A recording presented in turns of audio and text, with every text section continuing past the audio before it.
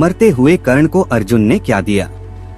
दोस्तों, जैसा कि आप लोग जानते ही होंगे कि महाभारत में सूर्यपुत्र कर्ण एक ऐसा पात्र था जिसे खुद देव पुत्र होने के बावजूद भी सामाजिक दुर्व्यवहार का सामना करना पड़ा और उसको समाज ने हमेशा अस्वीकार किया और अपमान किया। कर्ण एक महान योद्धा होने के साथ साथ एक महान दानी राजा था, परंतु कर्ण ने कुरुक्षेत्र में अपने भ्राताओं पांडवों को छोड़कर कौरवों का साथ दिया था। परंतु कौरवों का साथ देने के बावजूद भगवान श्री कृष्ण ने कर्ण से खुश होकर उसे उसके अंतिम समय में वरदान दिया। लेकिन आखिर अर्जुन ने उसे क्या दिया, तो आइए जानते हैं। आप में से ज्यादातर लोग ये जानते होंगे कि कुंती और सूर्य देव का पुत्र था कर्ण, मगर कुंती ने कर्ण को अविवाहित होते हुए जन्म दिया था, जिस वजह से एक रथ सारथी ने कर्ण का पालन किया था। यही एक कारण था और यही वजह से कर्ण को सूतपुत्र कहा जाता था।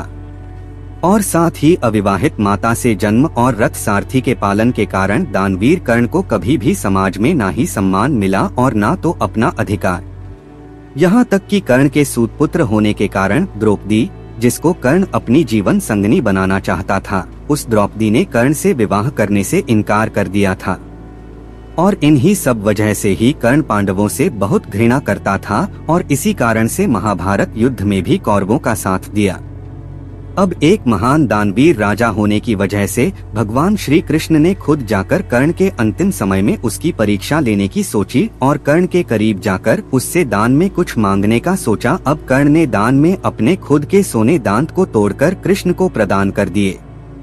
अब इस ही दानवीरता से खुश होकर कृष्ण ने सूर्यपुत्र कर्ण को वरदान में कुछ मांगने को कहा, जिस पर कर्ण ने वरदान के रूप में अपने साथ हुए अत्याचार और अनादर को याद करते हुए कृष्ण से अगले जन्म में उसके समुदाय के लोगों के साथ भला करने को कहा।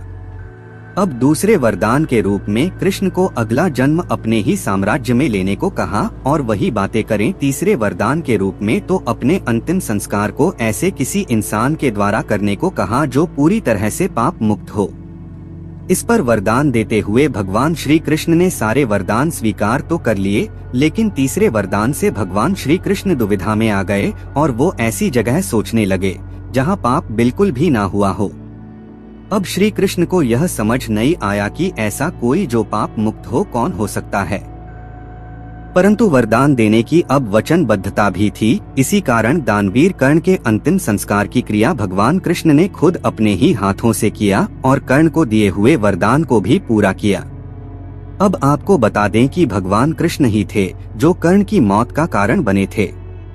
दरअसल भगवान कृष्ण ने ही अर्जुन को सूर्यपुत्र कर्ण का वध करने का तरीका बताया था, लेकिन जब अर्जुन को कर्ण के वध के बाद उसकी सच्चाई का पता चला कि कर्ण ही उसका ज्येष्ठ भ्राता है, तो वह दुख से मूर्छित हो गया। होश आने पर वो दौड़ता हुआ कर्ण के शव के पास आया और फूट फूट कर विलाप करने लगा। इसके बाद उसने कर्ण से अनजाने में उसके द्वारा किए गए पाप के लिए माफी मांगी। उसे बड़ा पश्चाताप हुआ कि उससे अनजाने में कितनी बड़ी भूल हो गई और उसने धोखे से कर्ण जैसे महान योद्धा का वध कर दिया।